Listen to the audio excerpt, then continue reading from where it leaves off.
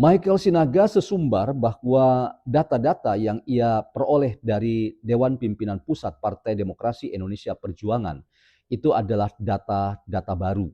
Tetapi kalau kita simak apa yang ia katakan, ternyata itu bukan surprise, itu bukan baru.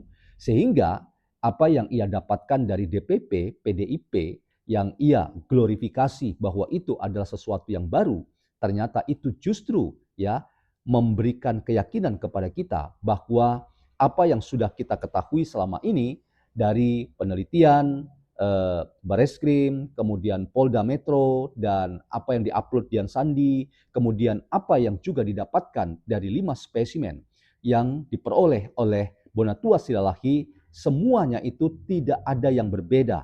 Artinya, misalnya ya, di temuan Bonatua itu Fakultas Kehutanan yang akan berbeda. Misalnya temuan di yang diserahkan oleh DPP PDIP itu ternyata Pak Jokowi lulusan Fakultas Ekonomi. Tidak ada. Dan ini semakin membuat kita yakin bahwa semua spesimen yang didapatkan itu adalah identik dan saya pastikan itu asli. Nah, dalam konteks ini teman-teman, tentu saja upaya dari Michael Sinaga untuk melakukan investigasi terkait dengan rekam akademik Pak Jokowi yang tersebar di mana-mana, termasuk di DPP PDIP, ini juga mengungkap atau menguak satu fakta lain, bahwa PDIP nampaknya sekarang menjadi juru bicara lain dari para pemburu ijazah Pak Jokowi, yang ini tidak lepas dari konstelasi politik hari ini yang memang PDIP merasa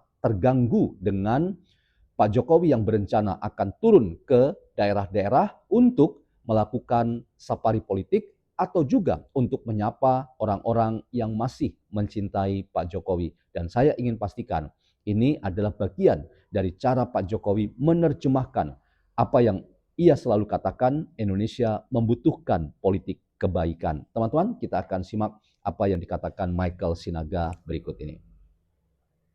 Terkait permohonan informasi publik berupa formulir dan berkas pendaftaran Joko Widodo dan salinan seluruh dokumen pendukung termasuk ijazah SMA dan S1, ini dia langsung dari PDI Perjuangan memberikan kepada saya. Nanti kita cek lagi. Sama persis ya, seperti yang kita ketahui selama ini. Jadi kalau ada yang selama ini menganggap ini asli, ya mungkin tetap menganggap asli. Kalau selama ini menganggap ini palsu, ya tetap palsu. Dan fotonya siapa itu? Ya. Dan yang kedua, ini saya tunjukkan dulu ya.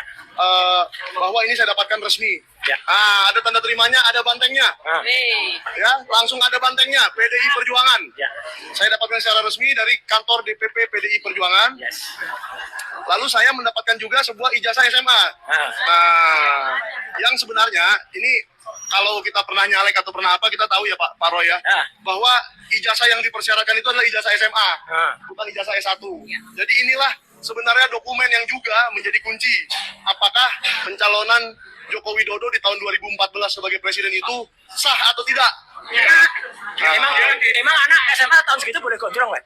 Nah, saya nggak tahu, tapi ini yang jelas fotonya agak gondrong ya. Nah, agak gondrong. Dan saya juga tiba-tiba kemarin mendapatkan banyak data tentang SMPP tahun 1985, ternyata nggak seperti ini capnya. Tapi nanti kita bahas lebih panjangnya, itu terlalu panjang.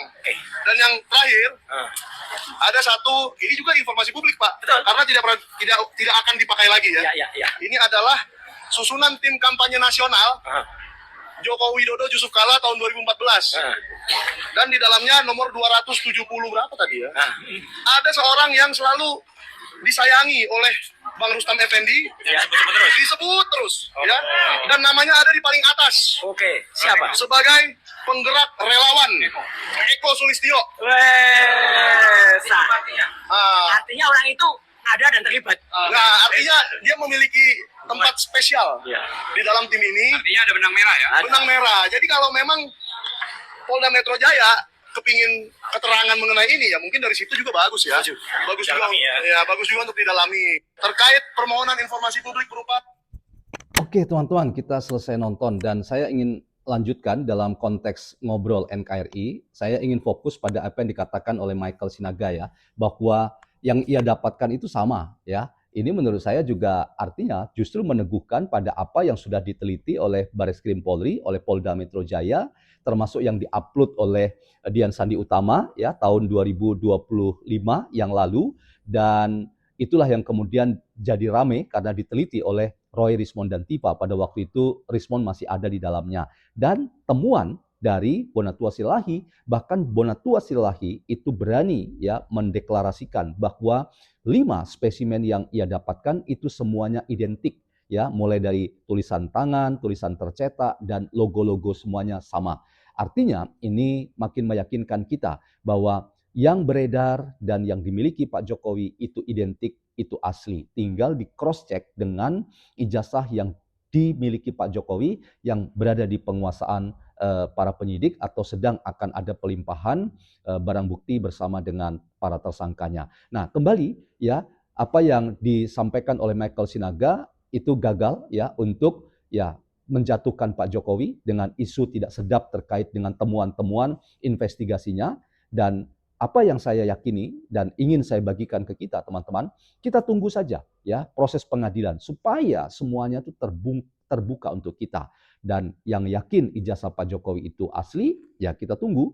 Dan yang tidak yakin ijazah Pak Jokowi itu adalah palsu, itu adalah tunggunya ya, itu momen yang paling serunya itu adalah di pengadilan. Jadi jangan berpolemik kemana-mana atau berkembang liar kemana-mana, bahkan ingin menghentikan kasus ini. Justru kita semua ingin menjadikan ini sebagai pembelajaran kepada kita semua. Apakah benar orang yang tidak tahu apa-apa tentang dokumen-dokumen akademik seseorang seperti Pak Jokowi itu kemudian ya dibolehkan menghina, memfitnah, mencemarkan nama baik, bahkan berteriak-teriak misalnya adili, tangkap, bahkan gantung Pak Jokowi. Itukah moralitas orang yang katanya ya memiliki keyakinan tentang kebenaran terkait ijazah Pak Jokowi? Saya punya keyakinan teman-teman bahwa apa yang kita yakini benar tentang ijazah ya, misalnya Pak Jokowi itu palsu, maka lisannya itu juga santun dan